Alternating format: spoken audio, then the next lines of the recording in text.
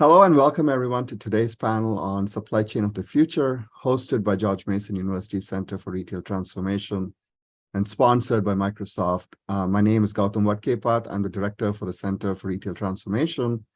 And as part of our efforts to highlight transformation retail, it's my delight to host this roundtable featuring experts in supply chain on how supply chain is being redesigned and rethought. So before we get started, a little bit of quick housekeeping. Please use the chat to have conversations. The Q&A function is also available to pose questions to the panelists. Without further ado, let's go meet the panelists who have joined us from 3 different continents to participate in this panel and to share their expertise with us. So maybe we'll go around the room alphabetically. Carlton, if you can kick us off. Yeah, so I'm on the U.S. continent out of Dallas, so I'm not from anywhere really interesting right now today, but I'm coming from representing Microsoft, where I run the retail and consumer goods business for the U.S., which is basically the field organization that engages with our customers through the entire transformation journey that they're on, from start of sales all the way through delivery and ongoing success. Happy to be here. Thanks for having me. Thank you, Carlton. Sonia? Hi, I'm Sonia. I was going to say, like, I said alphabetical. My apologies, Matt. It's like, I need my cup of coffee. Yeah. My name is Matt Solomonson. I am the head of forecasting and inventory operations at a startup called Quince.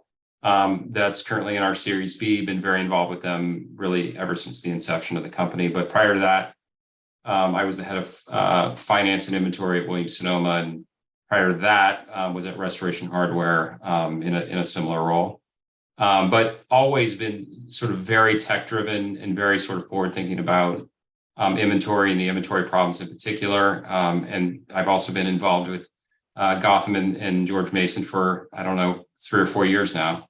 So excited to be here and excited to share some thoughts and field some questions. Well, thank you, Matt. Thank you for having me. Sonia, the floor is yours. Thank you. So good evening, everybody. Well, it's good evening for me because I'm actually based in Cape Town in South Africa. So I'm from one of the interesting places for most of the audience. My name is Sonia Perez. I'm a Senior Director for Industry Strategy for Blue Yonder. I'm focusing specifically on soft lines. That's my passion. I have been in retail world for over 27 years. I'm working in real life retail matches like yourself. And having been there, done that, and finally, after 25 years of being a customer of JDA, which is now Blue Yonder, I decided to join Blue Yonder 3 years ago. And just a little bit about Blue Yonder. I mean, we are a leading provider of vertically focused solutions for the global supply chain market. And when we talk about supply chain market, we talk end to end, right? So we're talking about from manufacturing all the way through to the customer. So it's not just to store anymore, it's actually to the customer, which brings in the whole last mile connection in there. So I'm very happy to be here with all of you today. Welcome. Thank you. And thanks for setting the stage by defining supply chain. That's wonderful. Stefan, the floor is yours. I'm also going to say good evening. I'm Canadian, but currently in Europe. I'm VP Product at FarEye. FarEye is a SaaS company that really specializes in last mile delivery. What we're passionate and what we strive for is really to ensure that every delivery reaches destination on time, accurately, and without any hiccups, and more and more today as sustainably as possible. And in my role, what I do is I work hand in hand with our customer and addressing and helping them addressing their logistic challenge and help them stay at the forefront of what is best of breed in terms of last mile delivery. I've been in the space for technology, first in digital marketing, then in e-commerce, and then in logistics for the better part of my 20 plus year career. Happy to be here, Gautam. Welcome. This is going to be fantastic for 50 odd minutes of riveting conversation supply chain. So, let's get started. Let's jump right into it.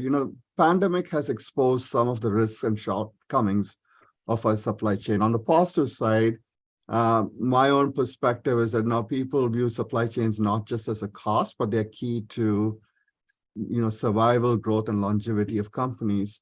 So maybe let's just go around the room and kind of discuss one point and just one point of like, what is the one shortcoming that the pandemic has highlighted about current supply chains? And we'll start with the seasoned retailer in the room. Matt, if you want to kick us off with your thoughts on what's the main takeaway you had? Just one. Just one. I think that's harder. That's harder than giving you several.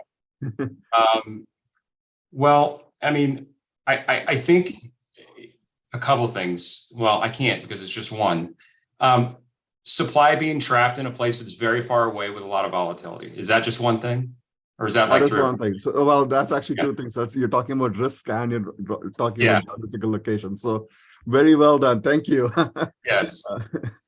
That's excellent. And maybe we can go down. Sonia, your thoughts, what was the main thing that stood out to you? So the main thing that stood out for me was really retailers and manufacturers alike's inability to predict demand shifts and have the ability to be able to respond quickly. I mean, if you think, and it goes back to what Matt was saying, it's really about having products stuck in locations and long lead times. And how do we react to that shift as quick as that shift is taking place? So you're talking more about agility of the supply chain. Agility, and that's again end all the way from understanding your customer, how your customers' shift in behavior have changed, and how do you then have a ripple effect all the way across your supply chain network to ensure you can get the raw material sourced, procured, and all of that in time in order for when the demand starts peaking again. So for me, that was the biggest learning out of the pandemic. Yeah, excellent. Stefan? I feel like I'm in Family Feud. They get more difficult as the other pick the others, but I'll go with. That's why I left Carlton for last. I think I'll go with resiliency. Supply chain used to be more predictable, and people were not as swift and foresighted in having a plan B and a plan C. And now, there's supply chain that showed very, very big crack. And, logistician and CXOs are really, really pushed towards having contingency plan, having a more diversified supply chain that is able to adapt to a high volatility. All right, Carlton. Yeah, I'll round things out. I mean, I think I pretty much agree with all the other panelists here, and I tend to think about it maybe by summarizing several of those concepts. It shed a light on digital resiliency. It was a reactive state when the pandemic hit the retail and CPG industry, right? Now I think that our point of view is that it's educated the market to look more forward-looking and have a digital perseverance strategy, knowing that, okay, we're not going to be in the pandemic anymore, or maybe we won't, depending on where you are, but there's going to be something. There's a thing out there. And so now we're seeing inflation, high energy costs, macro, geopolitical issues that are affecting places. So there will always be something that is impacting our supply chain. And I think leveraging technology is the best way to navigate that. You look at, retailers, we couldn't get product to the shelf during periods of the pandemic. Now retailers recently, have the highest inventory levels ever at 750 billion and can't get rid of it. So, it's a never ending problem, I think, Gotham, that I see. And I think it makes it interesting for all of us to try to solve it. Yeah, fantastic. Matt, we will get to the point that you raised. You had the quickest, shortest answer, but we'll get to, we'll unpeel the layers on that in a little bit. But to just quickly summarize, right, what I heard the panelists say is that resilience and agility are important, and we're moving away from this notion of reactance to an environment that, hey, there is always going to be these black swan events or events that are going to put stress on the supply chain. And how do we actually, to quote Carlton, how do we actually persevere during this, and how do we leverage technology and digital environment to do that? maybe let's move on to, like, it seems to be the common theme. So let's move on to the next set of questions, which is that, to me, at least, data is the lifeblood of the modern organization. Maybe I'm biased because I'm a data scientist, but that's my viewpoint. And I think data is important for an agile and resilient supply chain that we just talked about as well. So let's just pivot to the role of data and, AI and all of that in kind of setting the stage for a redesigned supply chain. So when we kind of talked about this in our one-on-one conversations, what is the role that you are seeing for data and AI as it comes to redesigning supply chain and making it more agile, more resilient, and so forth? So for me, it's all about using the vast amount of data that is available and enabling you to connect to your customer and really understanding a customer. And that's important right through from manufacturer through to retailer, right? It's understanding how the behavior is going to shift, when that's going to shift, and be able to then use those analytics to be able to back up your design programs, your manufacturing, and getting the stock delivered to your customer with via whatever channel they prefer to be the stock to be delivered to them.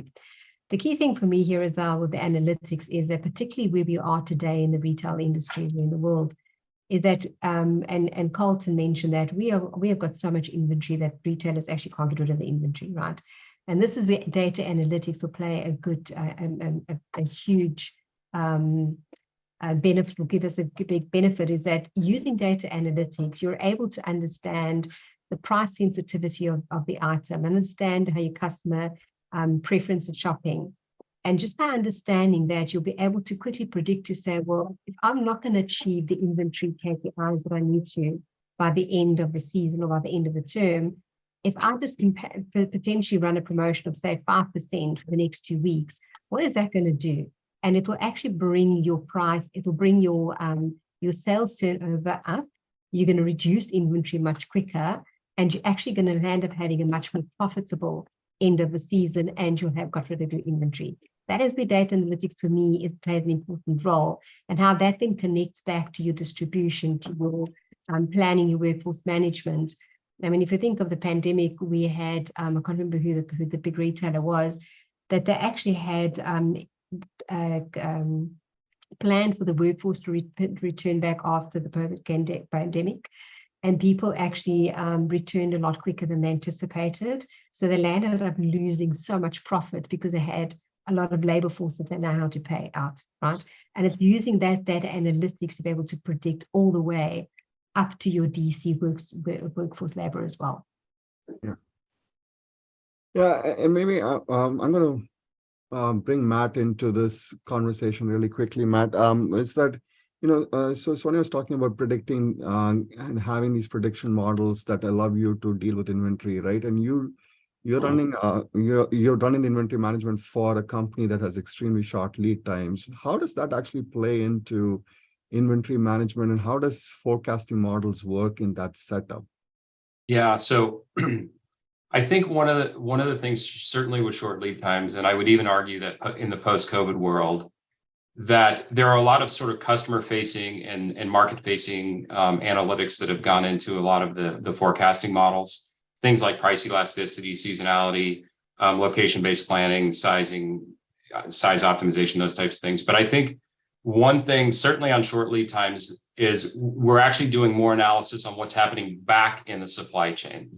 So how are vendors actually performing it with the lead times that we've contracted them for? There's what they say and then what actually happens.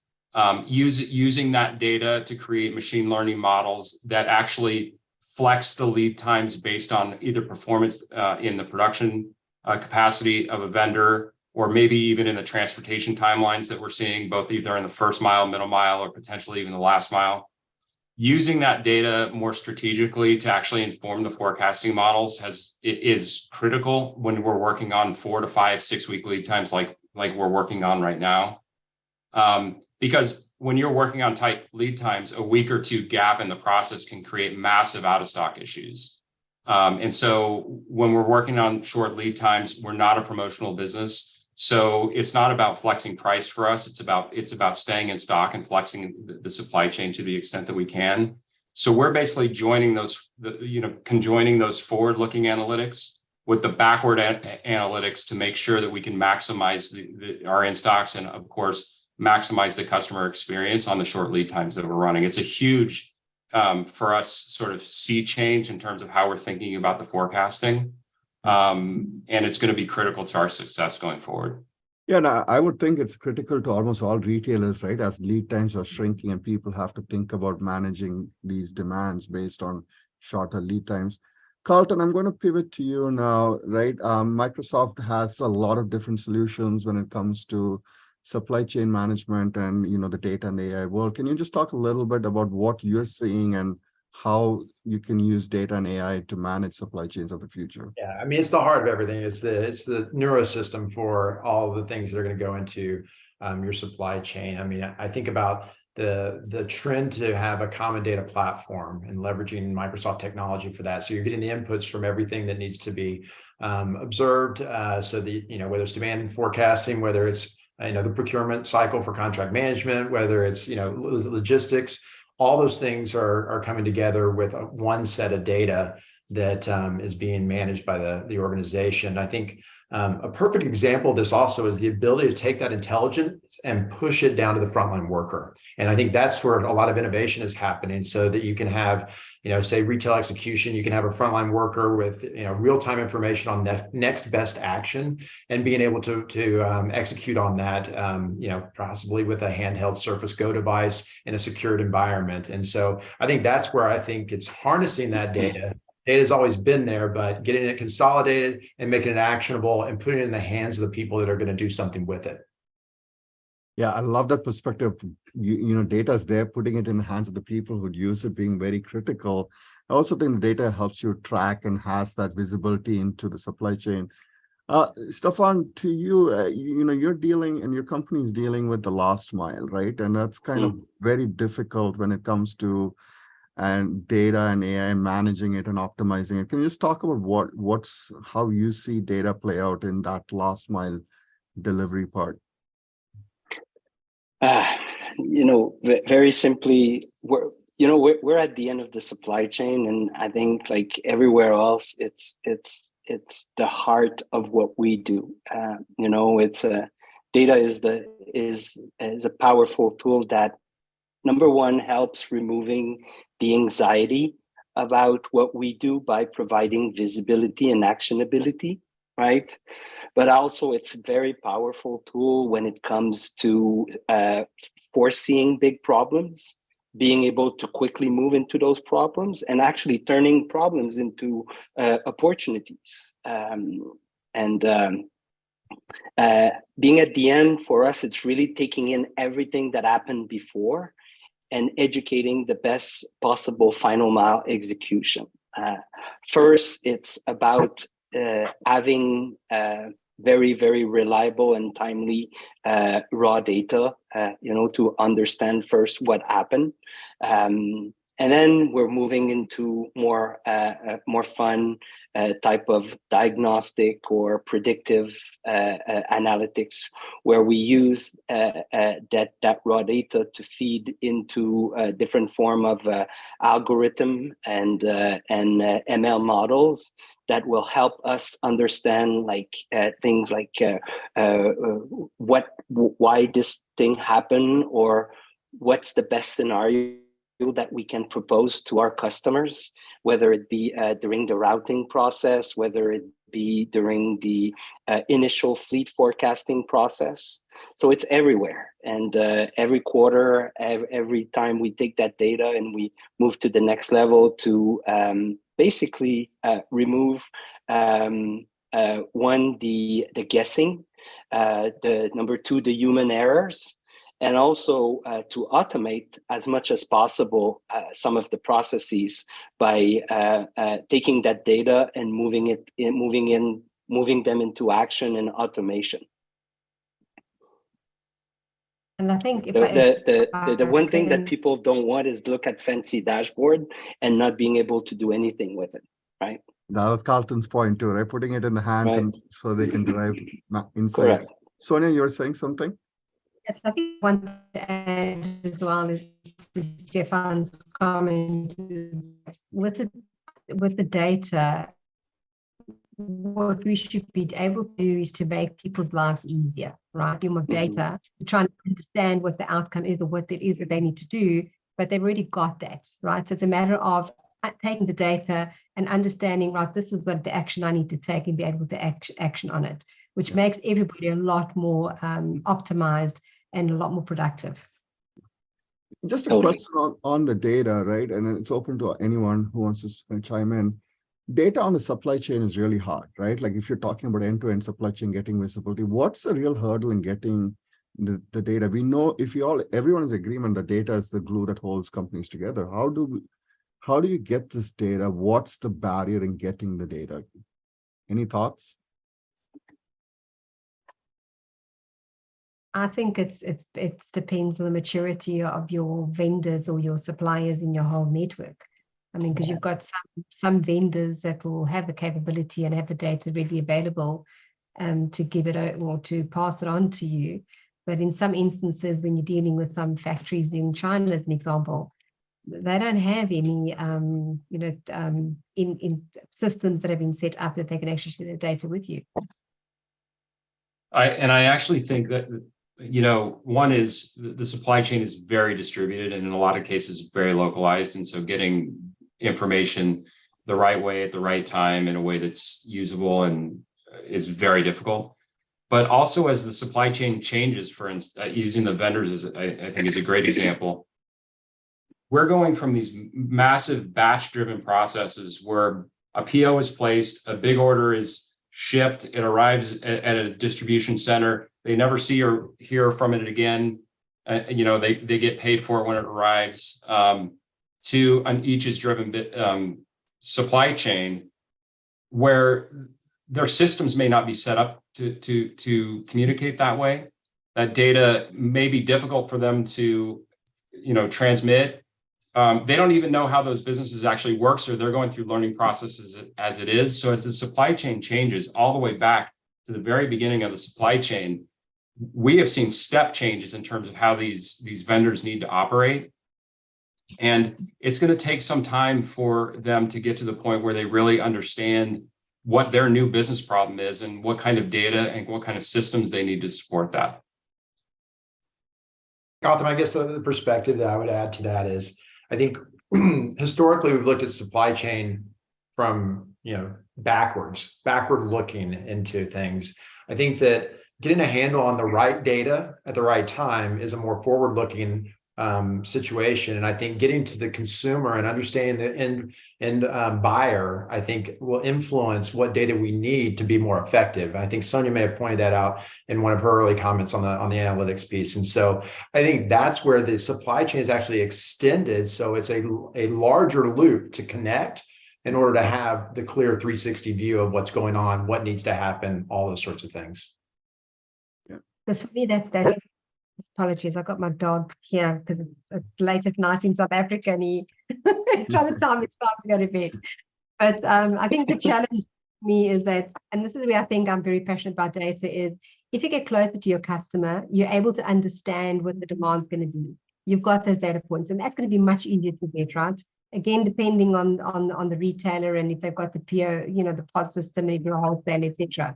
But once you've got that data, for me, where there's a disconnect is, how do you get that data down the supply chain, right? So how do you then make sure that that data flows all the way to your supply chain? Because if you think of when you're doing demand supply chain planning, you're looking at 24 months out or sometimes 12 months out to do production capacity planning. So how do you connect that data, right? And how do you ensure the consistency of that? And once you place the orders with the vendors, it's back to Matt's point of, if the vendor hasn't got the ability to actually give you that data, you're going to fall over there. Yeah. So it's how do we glue all of that together? Yeah, and maybe we'll get Stefan into this conversation. Stefan, there's a conversation in the chat, and maybe this is something you can comment on, which is that is trust and incentive alignment a challenge in getting to Sonia's point, getting this data across the supply chain? Any thoughts on that or anything else on? Well, potentially on a global basis, when we're talking about different geography, a different government with different rules, but I would say more importantly is just the lack of standardization and maturity, unevenness across the network.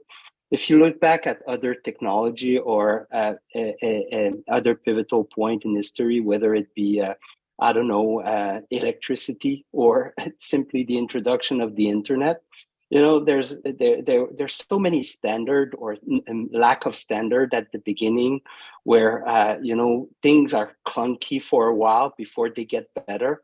But I can see a near future where we're going to be able to achieve that ease of integration and data traveling across geography and across different type of industries and stages of the supply chain. But until then, a big part of, I think, all of our work here on the panel is to solve for these inconsistencies and solve for these different standards and try to make the best out of it for our customers. Excellent.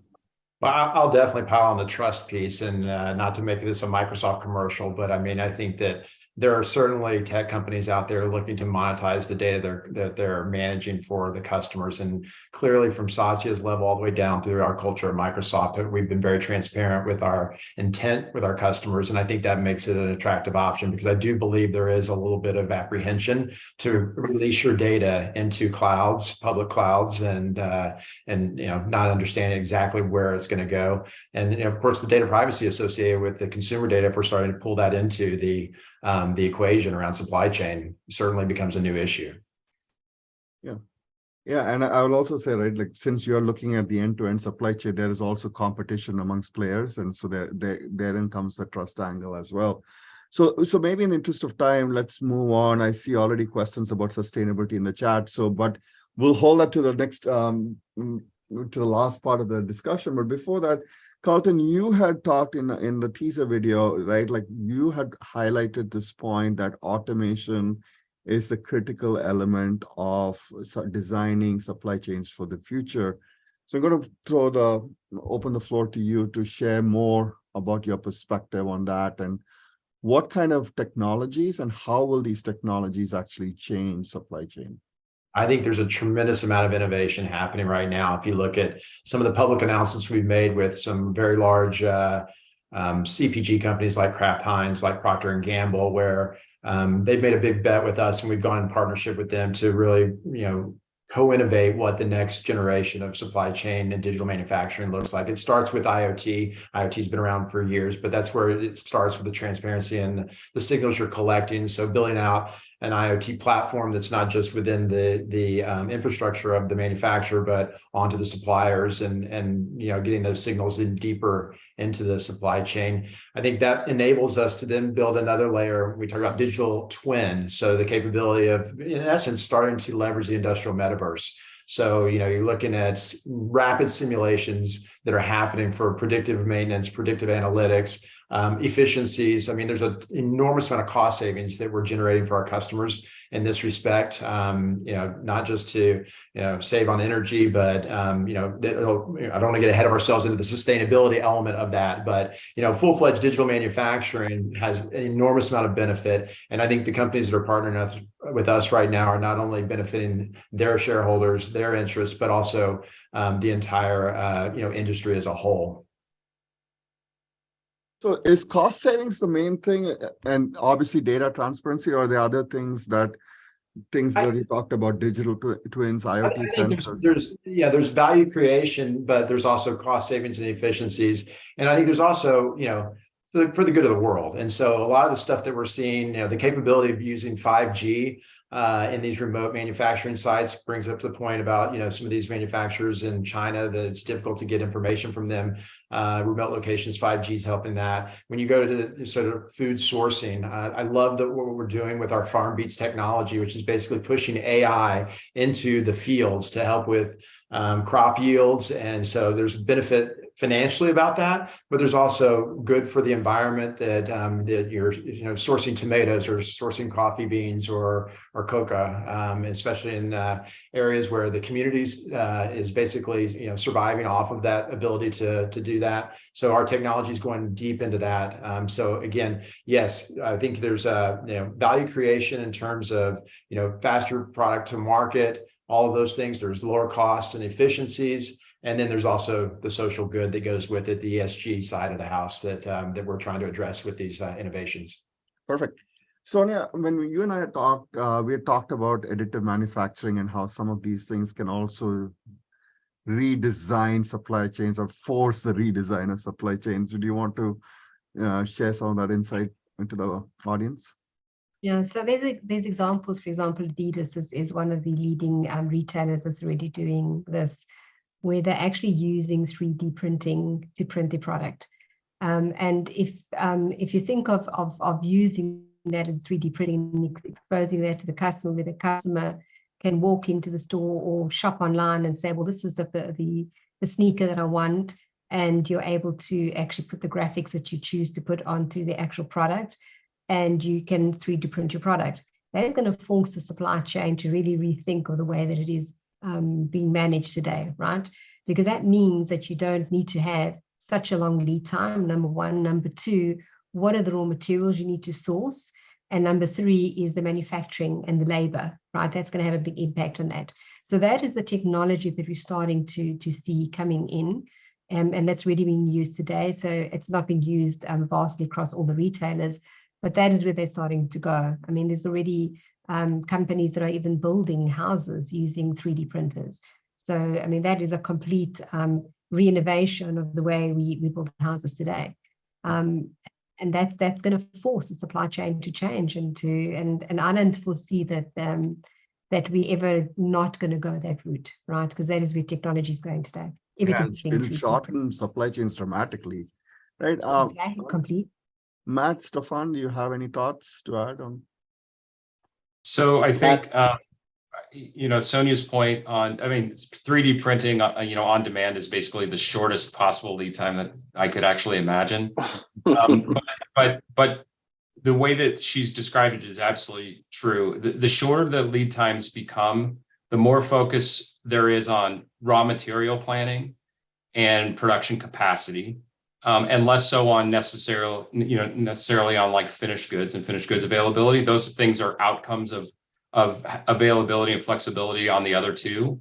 And as lead times get shorter and shorter, it's going to be how prepared is the supply chain all the way back to its base to respond as quickly as possible. That sounds like a mission impossible, right? How prepared is supply chain all the way back to the raw materials? That sounds really difficult to kind of get going. Stefan, your thoughts? I mean, you are dealing with one aspect where we're seeing a lot of automation, be it trucking, be it robots, be it whatnot, right? What do you see as the future from an automation perspective and logistics? From an automation perspective, yes. It's really the future is about. I'm not sure if you want me to answer about the digital twins or you want me to move into the last mile future. Really up to you. No, let's talk about the digital twins part to just be consistent, and then we'll go to the last mile in a second. Yeah. Okay. So from a digital twin perspective, it's that ability to move reality into a theoretical world that allows you to model in advance what you expect is going to happen to make you your actual physical execution after that as accurate and as efficient as possible.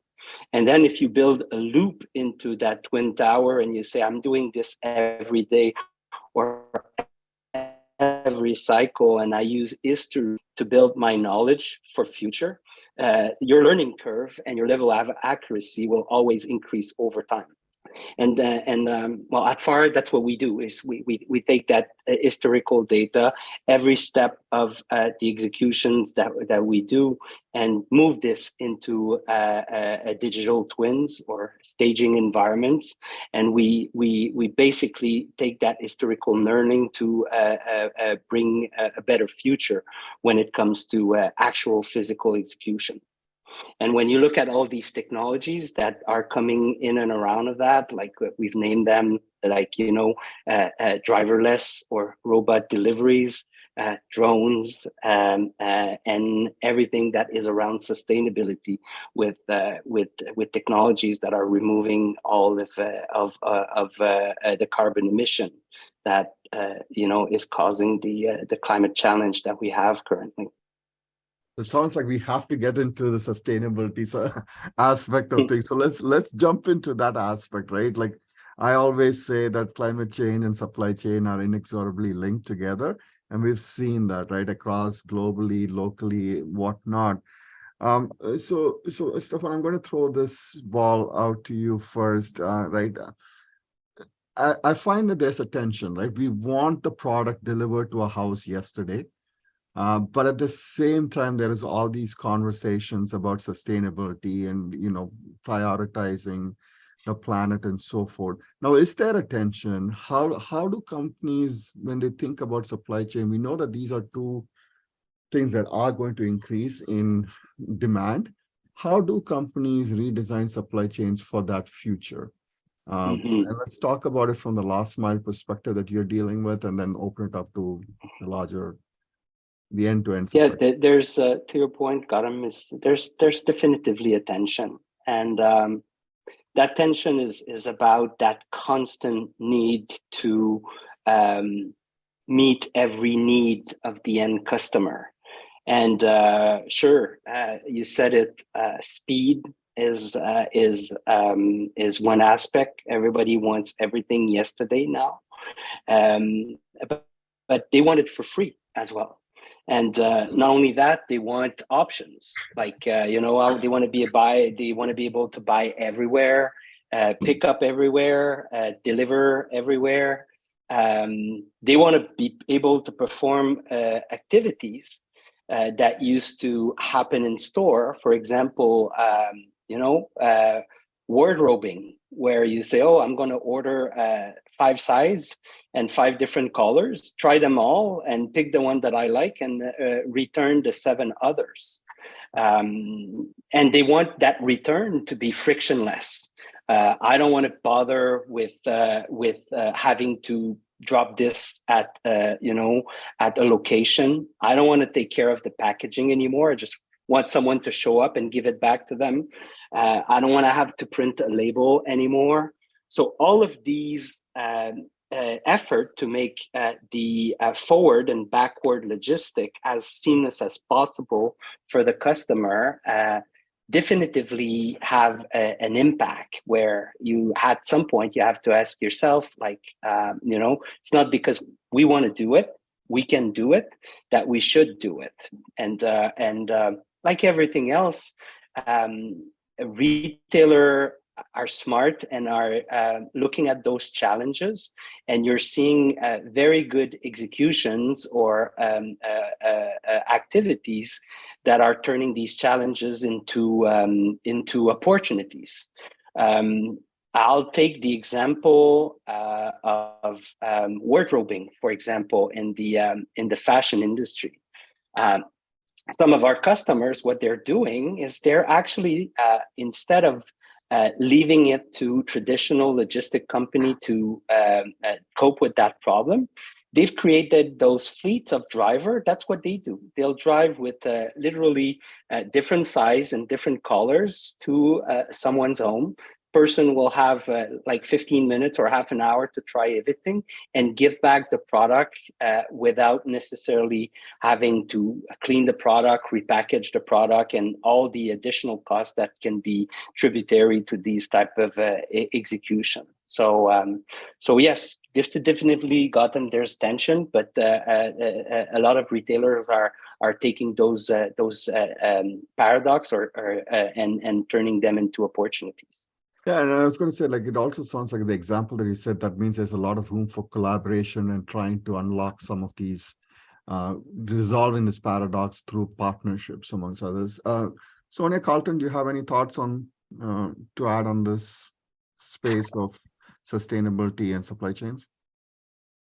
I think from a customer perspective, if you look at the different generations, the generation X to Z, there's been some analysis done, and there's about 68% of your customers are prepared to pay more for sustainable products, and particularly the young generation starting to say, well, I know that I bought a t-shirt with a pair of jeans and a pair of jeans and a pair of sneakers. I'd want to wear them for the weekend, but rather only deliver them to me when you've got all three products available to me. And they're starting to become more sustainably aware. So I think this is where, as retailers, we, particularly with the last mile, this is where the opportunity that we can start forcing sustainability to say, look, we can deliver this all to you. If you want it today, it's going to cost you extra because, we're going to give you 3-part deliveries. And then it's up to the customer to choose. And that is how, you start giving the customer the responsibility to say, well, do I really want to spend for 3 deliveries if I can actually have it all delivered in one go? Do I really need all 3 of them on separate days? And that's where it's going. And I think also from a sustainability, what a lot of retailers are doing, I mean, if you look at the Nikes of today, and there's some retailers in South Africa as well, what they're starting to do is giving the consumers the opportunity to recycle the products, right? So what they're doing is by taking in sportswear or taking sports equipment as an example, they refurbish it and then they sell it as second hand. And with the new generation Z consumers, they're really focusing on vintage. Vintage is the new fashion, right? So they'd rather buy something that is recycled because it's being sustainably aware and it's a lot cheaper for them as well.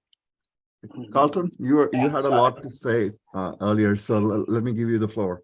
No. I mean, I think Sonia and Stefan, they laid out the problem and the trends very clearly, and I don't disagree with any of those comments. I think we're at maybe just a little bit of a different twist on this. Is I think that although many CEOs are publicly stating their commitments to sustainability, reducing carbon footprint, water usage, all those different things that we're helping our customers try to actually track and monitor the progress of that, because I think that's what's breaking down. Everyone is in violent agreement that we need to put the environment first. Sustainability is such a broad topic, as you heard, from all those different things, from packaging and waste to all the other aspects of it.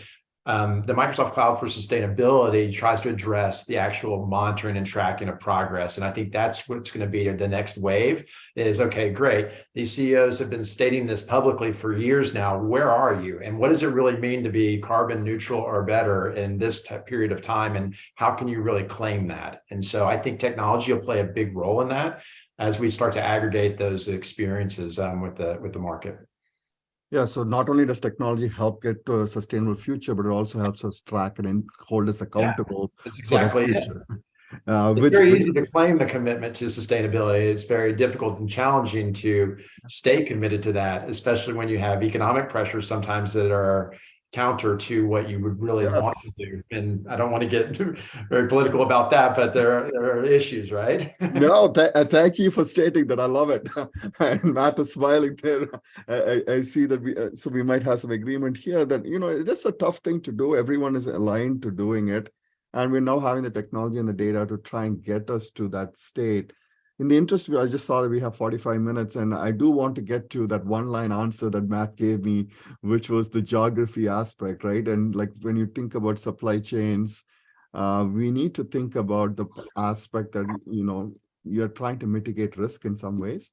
And there is a movement of reshoring, nearshoring, and whatnot. So Matt, I'm going to throw the ball out to you since you kind of brought this up in some ways, which is that what is the future of these global supply chains? How does nearshoring, reshoring play into this, and how does it change supply chains? Yeah, well, there's obviously during COVID, there was a lot of learnings in as I mentioned earlier, having supply trapped in a place that you lose control demand, all of a sudden you have lots of volatility. I mean, it created a lot of problems, and because companies weren't really diversified in terms of their sourcing base, companies really felt sort of helpless in the whole process. And one of the things that a lot of companies, hopefully all, took away is that diversity in a sourcing base is critical, and proximity is also important. And there may be some things that you want to make in faraway places that take really long time to get, to the market. But there's going to be other times where you want things closer, or you just want things in a different place with a different, different type of risk profile. So I can tell you, without hesitation, that it caused us to really look at how we're sourcing products and how we need to be diversified in terms of not only geography, but proximity, to make sure that we can maintain a healthy supply chain and a healthy relationship with our customer over time. It's really, really important. However, having said that, it's not easy.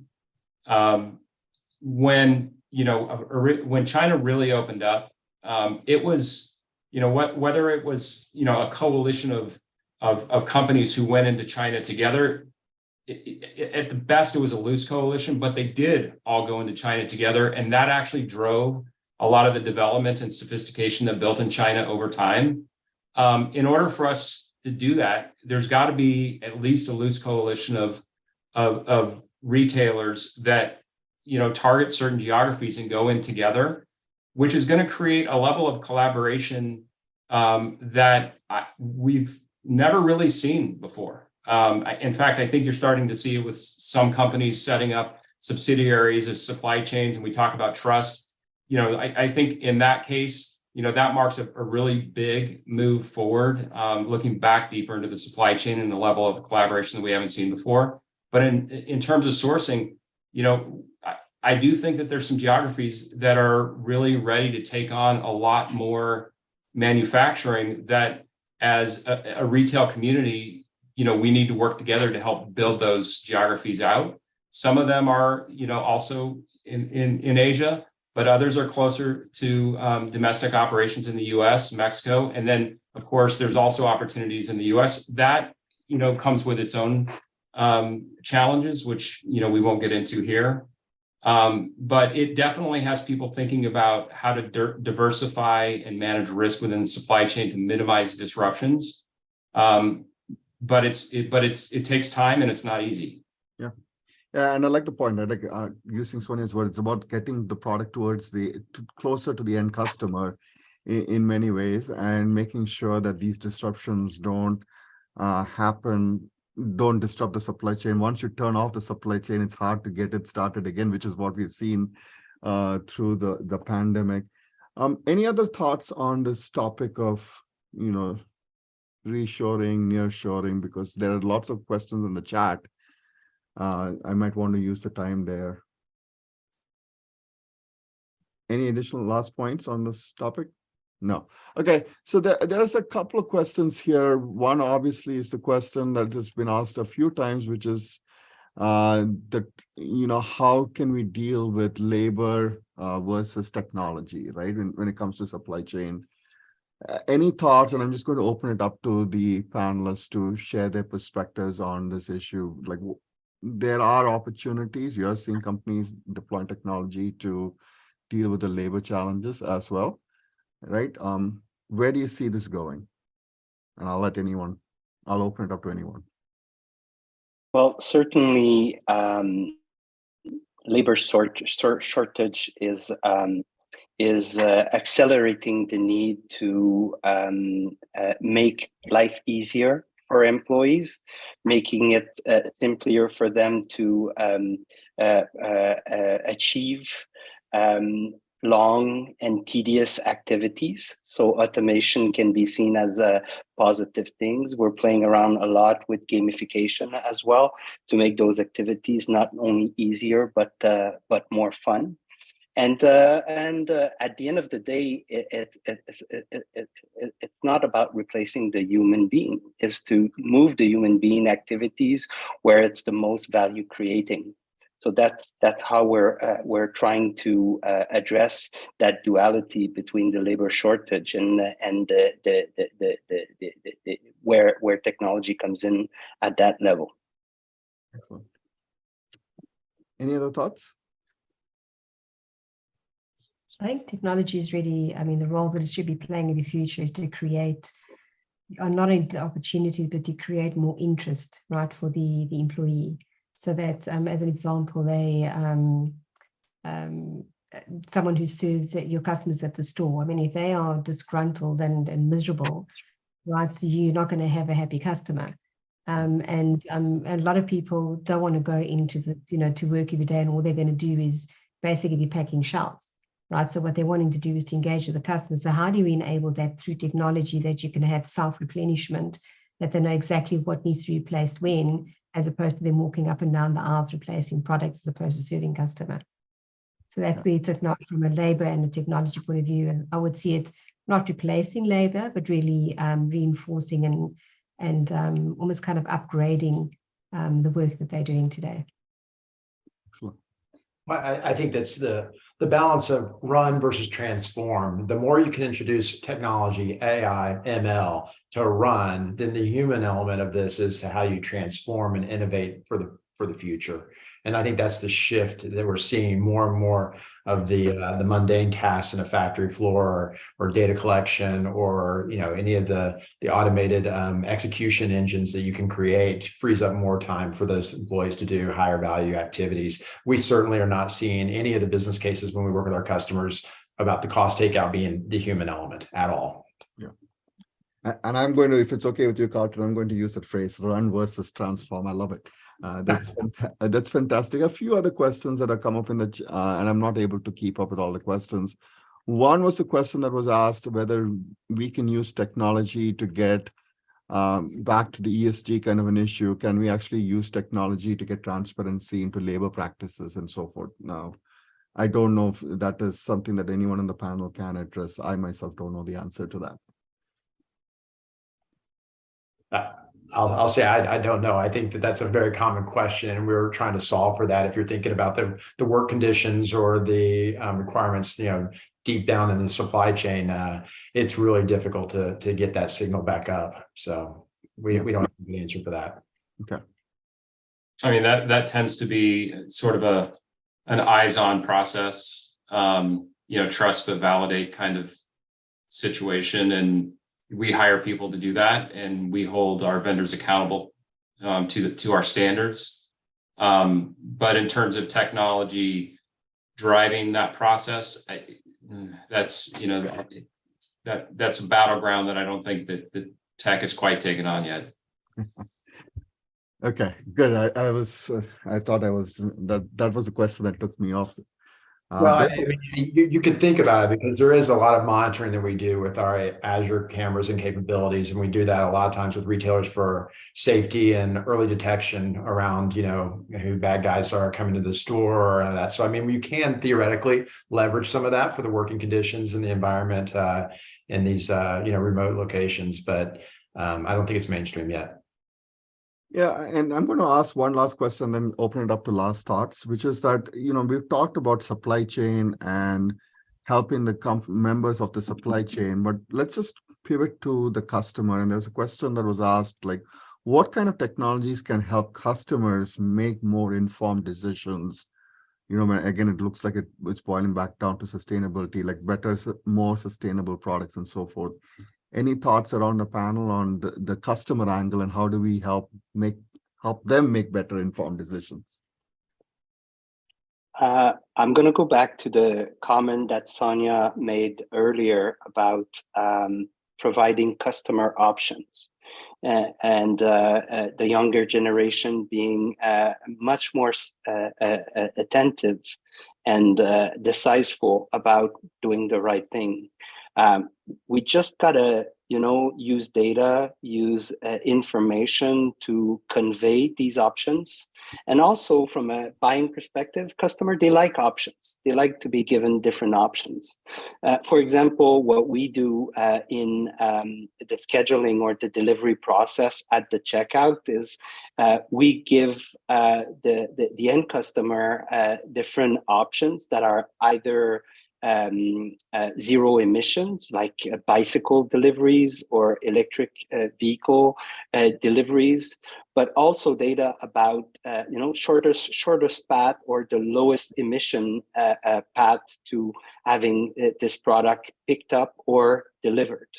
So again, circling back, all of this is a virtuous circle where, with better data, you can provide better information and you can enable the best possible deliveries and allow the customer to choose that best options when it comes to the environment.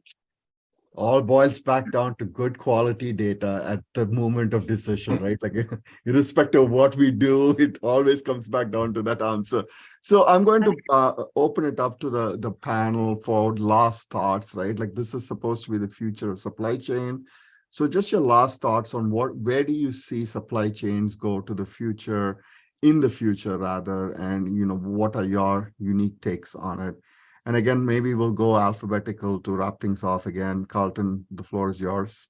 No, I think I go back to where I started at the beginning of the conversation, which is they're going to be constantly evolving.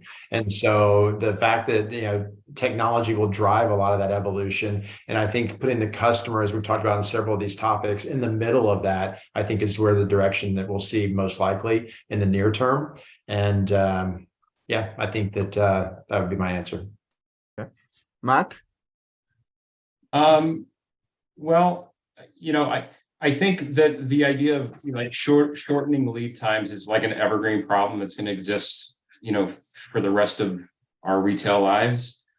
But I also think that, technology and analytics within that, both to respond more accurately to demand signals in the supply chain, but also to reduce waste over time, things like, reducing the amount of returns that come back, which means making sure, things fit as well as they possibly can, that reviews and ratings on your sites are as accurate and real time as possible. And if you think about that, that's actually customer collaboration, which actually goes to what it is that we were describing earlier in its current form, but who knows where that goes over time. But I think more flexibility, shorter lead times, continued use of technology and analytics in the process to improve the outcomes, to improve sustainability, and just giving I think customers, I think to Stefan's point, more options, whether it's assortment, whether it's how they get the goods, whether it's where the goods are made, whether it's what impact those goods have on the environment. I think all of that is going to become prevalent in the supply chain, probably in the next 5 years, I would think. Perfect. Sonia? So for me, I think it's really going to be echoing mostly what Matt and Carlton have said already. It's really about customer centricity, understanding customer. So by doing that, you predict your demand, shortening your lead time, and having less risk. So your local manufacturing versus importing everything is going to be very key. And automation, I think that's where the supply chain is going to be going. Yeah. And Stefan, your final thoughts? And well, I see four big forces. We spoke about sustainability. We spoke about customer demands. We spoke about costs. But also what's obvious for at least the near future is the socio-political instability that we're into, and we can just look at the gas problem in terms of supply chain, and how what's happening in Russia and in the Persian Gulf is impacting the gas or the fossil fuel supply chains. And it's not only that; it's also wanting to be sure that you have a resilient and political crisis agnostic network. So that four forces is really forcing, supply chain executive to rethink how they do things to make sure, and that brings it back to, nearshorings and local manufacturing and production to make this supply chain future safer. Perfect. All right, we are at time. So I want to thank everyone, all of you for joining us from different parts of the world. I want to thank the audience as well.